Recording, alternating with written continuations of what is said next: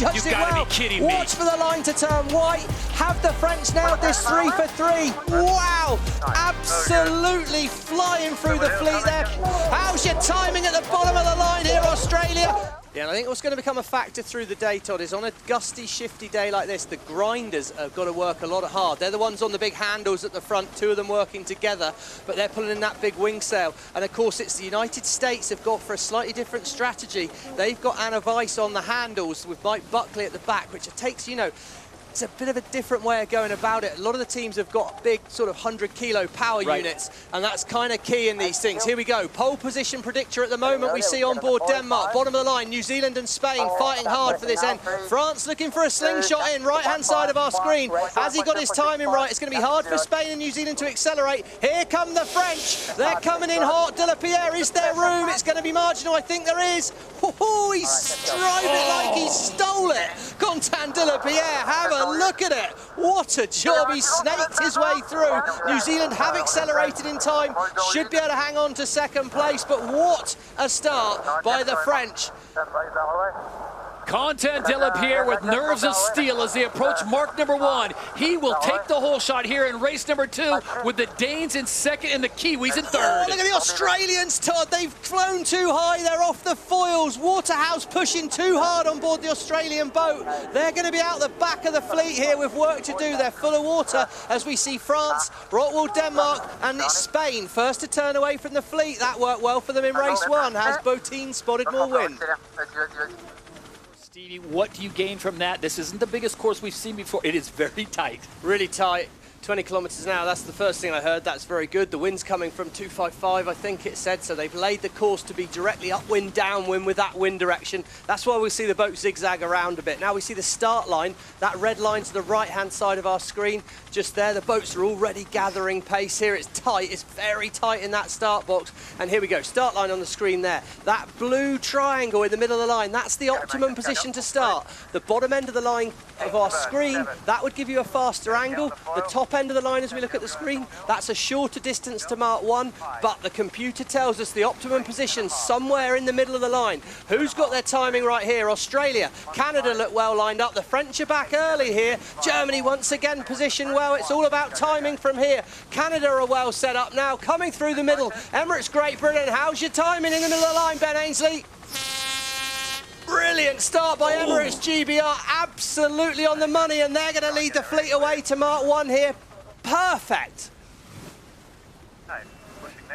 And the action will come fast and furious. Mark 1 right there in the center of your screen, and they'll make a sharp left-hand turn, and we are on race number 1, Oracle Los Angeles Sail Grand Prix. What a start, and it's so short to mark 1. That inside position, they controlled the inside of the turn. Canada had a faster angle. Canada's start was brilliant as well. So 40 seconds to go before the start of race number 1. Stevie Morrison looks like Spain's going to be the last ones to enter into that start box. This could be a strategy, and we'll see how it plays out. It looks like they're lining themselves up with the French at the minute, so really aggressive early on from the Spanish. Great Britain, Emirates, Great Britain at bottom of the line, well positioned. Australia, they're a little bit out the back. Are they going to find a gap through there? The French look like they're up and foiling with 14 seconds to go. France needs a good start here, and they're well positioned. Spain struggling towards the bottom end of the line. This is the favoured place to be, but you've got to be fast at the gun. 4 seconds to go. Let's look for the timing. United States at the top. Ooh, France! Really well timed, but the French have absolutely nailed that. They're on the inside. It's a short run to mark 1, so the French, if they can keep it under control, will lead at mark 1. And the race is on to get into the grand final. New Zealand's already there as we get to mark number 1. France has the inside line, but Denmark on the outside. Nikolai Sested coming in hot. 2, 1, and bearing away. Really solid work by the French there. Great start by De La Pierre, and then the boat looked very stable across there. We're seeing some big speeds on that leg of the course, right across the wind. It's all about accuracy. France and Spain, opportunity knocks here. This is a massive moment to try and get back in it. Denmark are up and racing. Have they managed to affix a miracle repair? Well, that would be incredible work by their shore crew. If so, it looks like they're racing to be. 13 seconds to go. New Zealand well positioned. France in the middle of the line a little bit more. It's all about acceleration now. Phil Robertson, the rocket at the bottom of the line on board Canada. How's your timing, Phil Robertson? He winds it up on board Canada. go! Perfect start, Phil Robertson. Nathan Outridge, perfect start on the Swiss boat, but the Canadians are going to have the fastest angle to Mark 1 on these big foils. They will control things. New Zealand out the back again. Mark number 1, race number 2, Phil Robertson and the Canadians. They take control of this race with Nathan Outridge and the Swiss on the outside. So Stevie Morrison, they are in the start box or getting there shortly. The big question now with a minute to go, how do you utilize the tricky conditions that Lisa reported about to your favor? Well, Todd, you said at the opening of the show, you said nothing is certain, and to be honest, you ain't seen nothing yet. I think this race course out here is going to be open all the way to the finish. No chickens can be counted too early, but if you can get off to a good start, that's going to be well received. Hard to predict the acceleration of the boats. I think the big point here, small foils, hard to jump up onto the foils. If you get your timing wrong, you could be really out the back, and we see Great Britain, United States, well positioned. Australia and New Zealand choosing to lead the fleet back gives them a little bit more control, but is there going to be wind coming at the start line, or is it going to be light at the start? We've got the star there on board Canada. That's our pole predictor at the moment. The maths tell us that's the perfect place to be to lead at Mark 1, but you've got to execute from there, Phil Robertson on board Canada. Here we go, the crews start to wind it up. De La Pierre on board France towards the bottom of our screen. Germany out the back, it's going to be New Zealand, Canada and Australia. How's your timing in the middle of the line, Phil Robertson? Boy, it's a pretty picture-perfect start from Canada, but the German boat, wow!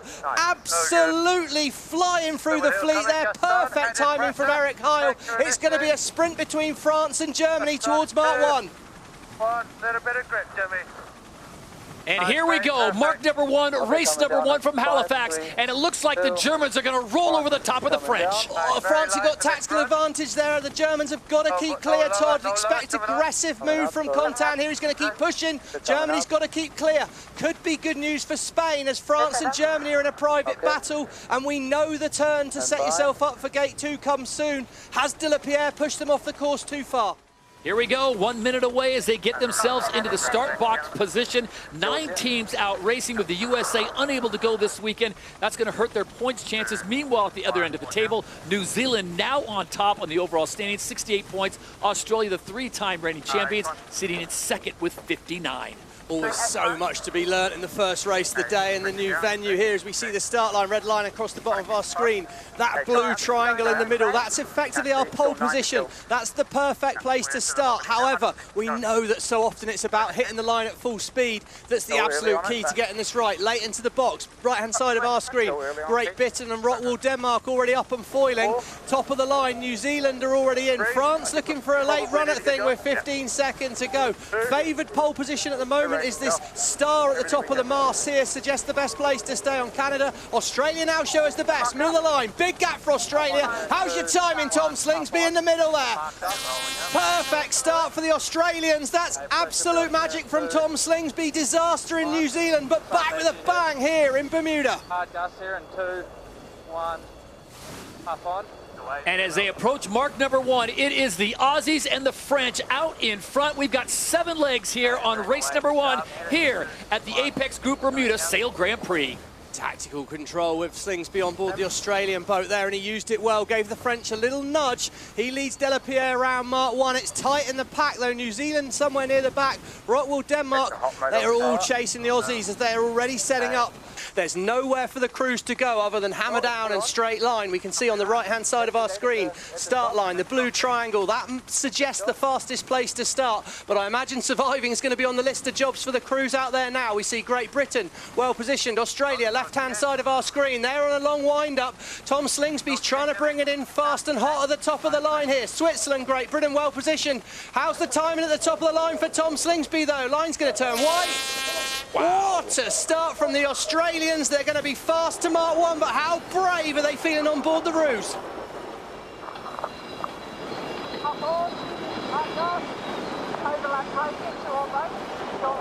And the conversation has already picked up in pace. This is going to be interesting as we get to mark number 1. The race is on in Italy.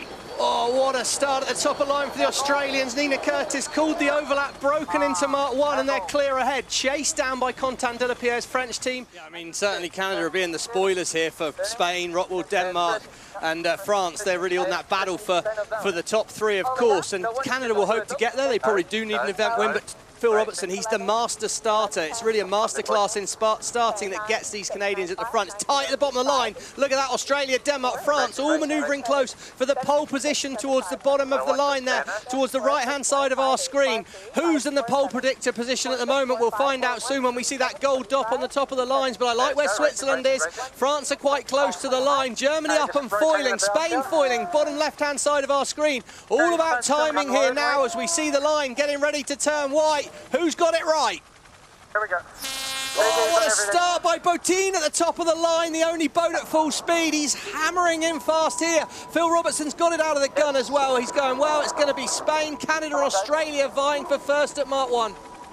And as they approach mark number 1 in the third and final race of the day, it is Spain on the outside, Phil Robertson and Canada coming in tight on the inside, and it will be Spain that gets the whole shot here in Bermuda. What a start by Botin there, Todd. He was absolutely hammer down, pedal to the metal when the gun went. Perfection from the Spanish. Slingsby still in the mix, out the back again, New Zealand. He's not got his starting happening just yet. But anyway, that doesn't matter for us right now. Diego Botin on board this Spanish boat. He's given himself a chance. Can they stick the lead? Yeah, I mean, I think, you know, what's quite impressive is a lot of these boats are hitting the line at around 70 kilometers an hour. Basically means you're hitting the line traveling at 19 meters per second as you come in there, and they're within a meter or so of the line. So, you know, they are within tenths of a second to when they hit the start line. And we see now great big gust of wind coming down, so it's going to be a good opportunity to accelerate here. I do think if you're back early, it's more conservative, good chance of a safe start. Those people out the back, they're rolling the dice a bit, they're hoping there's going to be a gap. And a lot of people will tell you, hope's not a great strategy. But Canada, up the line now, they're hoping for a fast angle in towards gate mark number 1. New Zealand, Australia, they turn back. It looks like Germany, Great Britain and Switzerland, they're really early here. They're going to have to kill a lot of speed. And look how late Spain is. Spain and United States are late, that's for sure. New Zealand are up and foiling. Australia up and foiling. Don't see much of a gap for New Zealand. Oh, he's trying to thread the needle. Have a look at Peter Burling. How's your timing at the bottom of the line here, Australia? Coming in hot. Oh, brilliant by Slingsby. Absolute perfection. OCS penalty over the line early. Switzerland and Germany. They need to drop out the back. It's a big, big gust of wind coming in towards Mark 1 here. Canada and Denmark are really, really fast. The Australians hold the tactical advantage. Denmark must keep clear. Canada must keep clear. Slingsby's going to lead, and Burling and New Zealand are going to be fourth, chasing down Rottwell, Denmark and Canada, but the Kiwis will have the opportunity to manoeuvre away to gate 2 first. Here go the Aussies. He's not shown that, has he? He's looked pretty sharp, and he was chasing the Spanish down there. I wonder if he's going to try and make life difficult for Botin. Botin is at the back of the fleet again. France, we've seen them make this work for themselves. 42 seconds to go. New Zealand look well positioned to me. Switzerland up the line. They look well positioned as well. We want to be at the more downwind end of the line, the more towards the bottom of our screen. Spain are up and foiling with 31 seconds to go. How are they going to judge this start? Can they find a gap? Delapierre's winding it up out the back, right-hand side of our screen. The French are coming in, but they look like they might be late this time. Spain, they will have a gap. They've got to be careful of New Zealand, and it's now all about timing as we run in here. The Kiwis very aggressive at the bottom. They've got nowhere to go, Todd. France, they're looking to thread the needle around everyone. It's about timing now. Delapierre's judged it well. You've got to be kidding me. Watch for the line to turn white. Have the French nailed this 3 for 3? It's going to be clear. Whoa, it's so tight. Spain have got to stay clear there. USA, great start. Denmark, great start, but France again on the inside. Can they accelerate fast enough to get to Mark 1 in the lead? Quentin Delapierre and the French driving it like they stole it as they approach mark number 1 here in the third and final race on Saturday. But it is Nikolai Sehested, the Great Dane, and the Americans going toe for toe. Oh, that was brilliant work by Delapierre, but it wasn't quite enough that time. He got a little bit too slow at the gun, and that opened the door for Rottwell, Denmark. Sehested, he needs a result here if he's going to have any hope of getting a good event finish here and making anywhere near the grand final. But at the moment, the French are just sailing so well. There's no door opening for any of those teams behind the French.